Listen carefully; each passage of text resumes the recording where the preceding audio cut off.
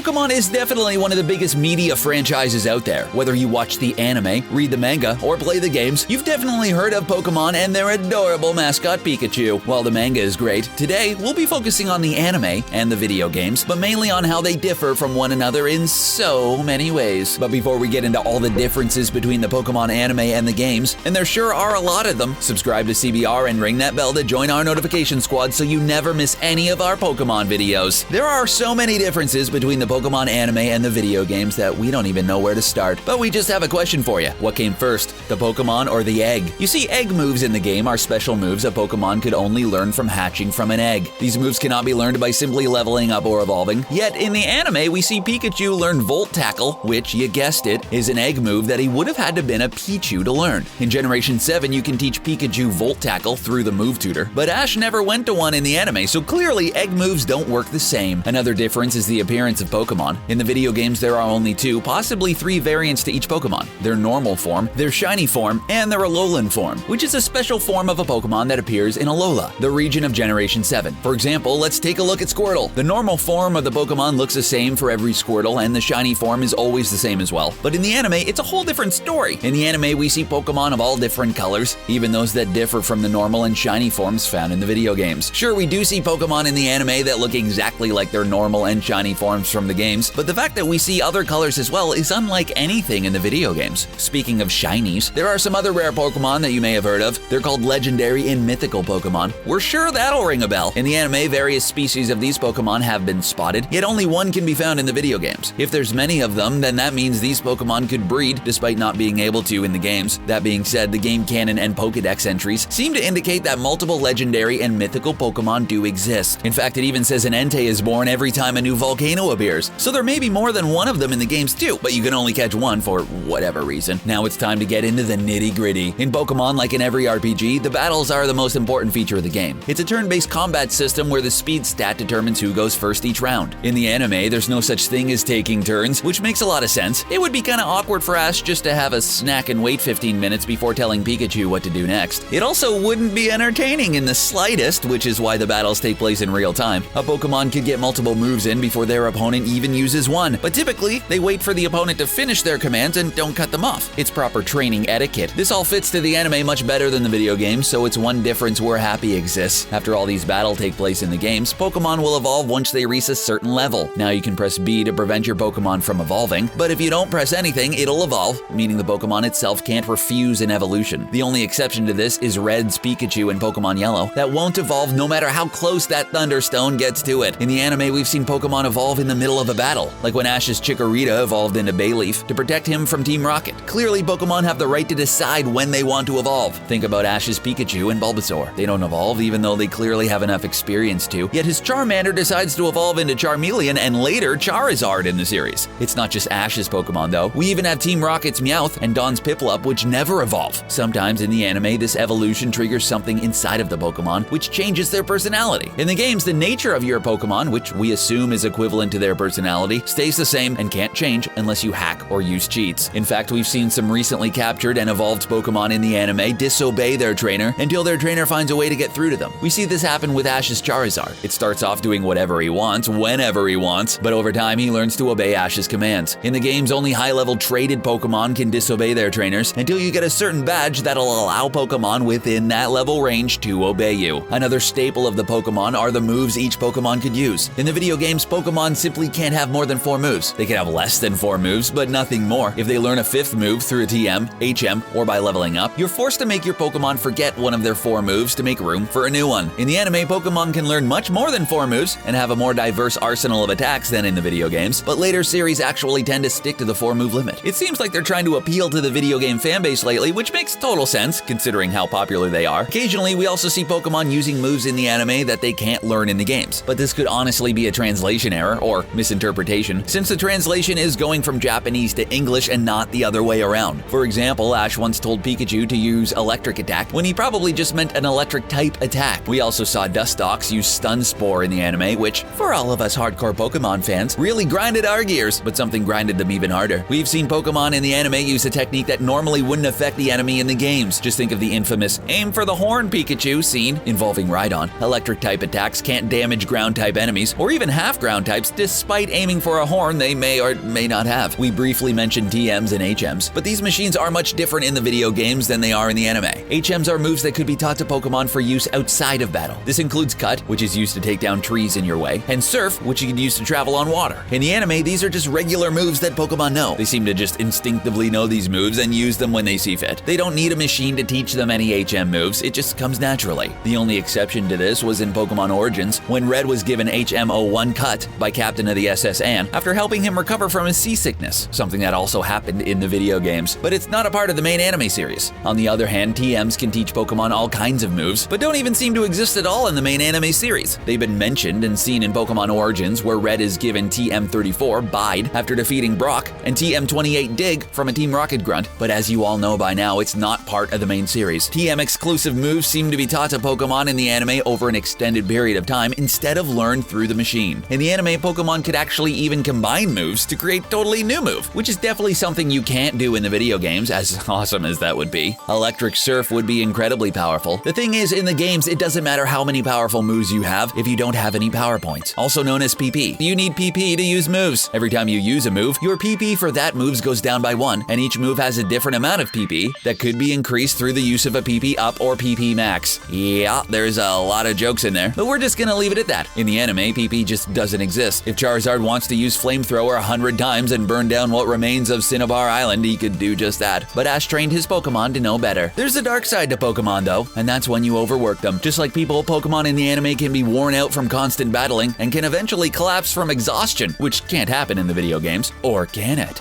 In the games, your Pokemon can never get exhausted. You can use it against every trainer and every Pokemon you encounter as long as it doesn't faint. The thing is, if your Pokemon run out of PP for all of your moves, it can faint from the recoil of using Struggle, thus fainting out of exhaustion. While it's a different way to get there, it's the same result in the end, an exhausted, out of commission Pokemon. Funny enough, in the anime, trainers could actually order their Pokemon to dodge attack, even if these moves never miss in the game like Swift, Shockwave, or Aerial Ace. In Generation 6, they did introduce a feature where Pokemon with high friendship could occasionally dodge moves that would normally hit, but you still can't order your Pokemon to dodge attacks in the game, so the difference still stands. Not to change the subject or anything, but do you remember that scene where Gary shows Ash all the badges he earned, and he has much more than the 8 needed to challenge the Elite Four? Well, it turns out that, in the anime, there are more than 8 gym leaders per region, and you just need 8 badges to complete in the Pokemon League Conference for that region. The Pokemon League Conference is like the Olympics, and even has a torch ceremony like the real-life event. Essentially, a bunch of trainers battle each other in a tournament to weed out those with 8 badges or more who aren't skilled enough to go to the Champion League to directly challenge the Elite Four and the champion of that region. In the video games, there are only 8 gym leaders in each region, meaning you could only earn 8 badges. Once you have the badges though, you have to go through the same process by beating the Elite Four and the champion, so they do have a bit in common. The gym leader battles necessary to earn these 8 badges follow different procedures in the anime than in the video games. In the anime, trainers only have a specific amount of Pokemon they could use in battle, but there's no limit in the video games. You can have a whole party of 6, no problem. It's a Pokemon party. Only facilities like the Battle Tower set limits in the games, and we'd prefer if it stayed that way, thank you very much. Now that we think about it, there are a few locations and regions in the anime that we don't see in the games. 2 regions exclusive to the anime that we can think of off the top of our head are the Orange Archipelago and the Decorlor Islands. Other locations have the same name but are completely different. The Whirl Islands are just a series of caves in the video games, but in the anime, it's actually a populated area. We even have Little Root Town looking like a coastal town in the anime when it's completely surrounded by land in the games. To top it all off, do you remember the Seafoam Islands? Well, in the anime, they make up a beautiful, warm beach resort town, when in the games, there are a bunch of icy caverns, which is anything but beautiful and warm. They're not even remotely the same, which really confuses us. We're still scratching our heads about this today. Last but not least, let's get into the Pokemon contests introduced in Generation 3. They work very differently in the anime than in the games. In the anime, the very first stage of the contest is the performance stage, where coordinators, those who train Pokemon for contests, display a bunch of moves to showcase their Pokemon. In the games, you simply present your Pokemon to see if it qualifies for the contest. Simple enough. The second stage also differs. In the anime, contestants face each other in a contest battle, but in the games, participants take turns showing off specific moves. Honestly, it would be boring to see Pokemon just use a move one by one in the anime, so we like that it's pretty much a battle instead. It's a good change. The anime and the video games have found a way to both stay similar and distinct from one another, and we love both of them despite their differences. Those were just some of the differences between the Pokemon anime and the games. Are there any differences we may have missed? Do you prefer the anime or the games? Let us know in the comment section below, and don't forget to subscribe to CBR for more Pokemon videos like this one. Thanks for watching.